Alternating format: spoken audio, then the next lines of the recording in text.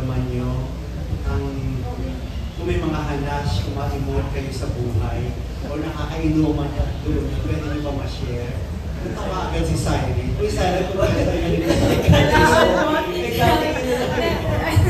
Sumaytay lang po, nasa ako lang po sino na bang pwede mo ma-share sa amin na close mo sa showbiz na sa kanya mo ibinubuhos lahat ng mga hanas mo sa buhay?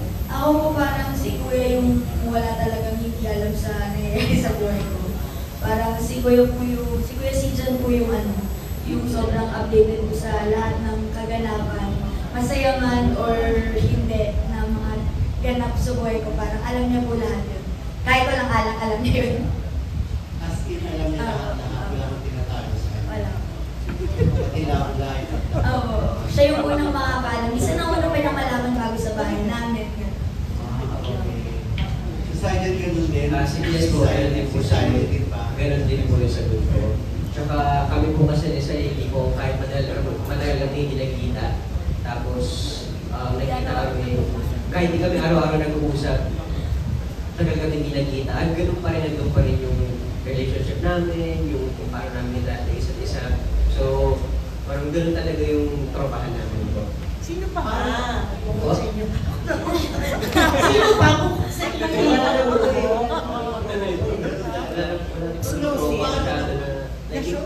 ino-open na ganun po yung Ganun yung bond. yung talaga mag-uwan. Yes po, yung ganun. Hindi niyo ba napag-usapan yan sa shooting? Nagkwentuhan kami. Sorry po, sorry. Talaga sa industry mo na. Yes po.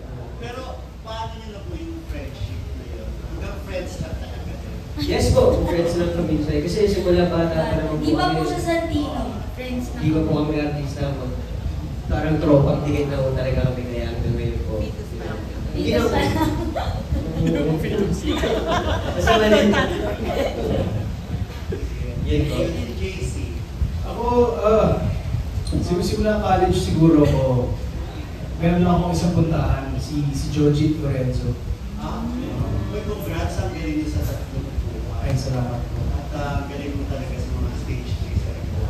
So kayo ni Georgie to. Oh, so ever since ng 2007, college ako sa UP. At nung 15 years old ako nung napanood ko siya bilang Basilio sa Katimpala, siya na yung lagi kong pinupuntahan.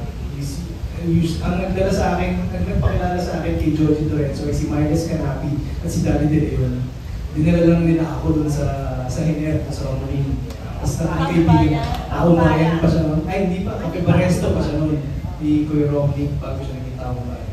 So ever since si Joji Lorenzo yung puntahan ko na may gusto akong kwento or lalabas ako sa mga naloob or gusto ko lang mag-release si Kuya Joji.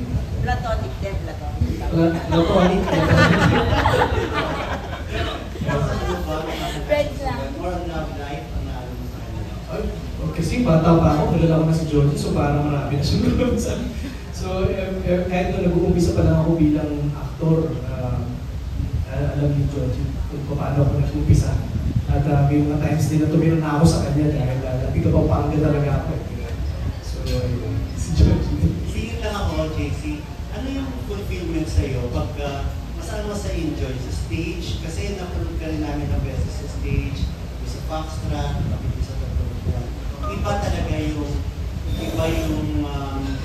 fulfillment sa'yo as an actor kumpara sa TV at pelikula. Oo, iba.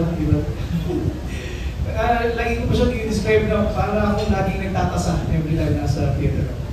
Kailangan ko lang tasahin ulit, kailangan ko lang bumuulit ng ibang mga discussion para makabuulit ng bagong character. Para iba naman yung may makita ko sa screen, para lagi akong merong bagong pulahin. At nagluluto ako sa theater. Iba yung mga natututunan ko sa stage at yung confidence na bigay sa akin ng stage at yung bonding sa collaboration din ng stage.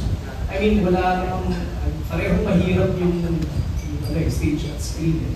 So wala akong preference actually, pero lagi ako nagtatasa sa stage para binigay sa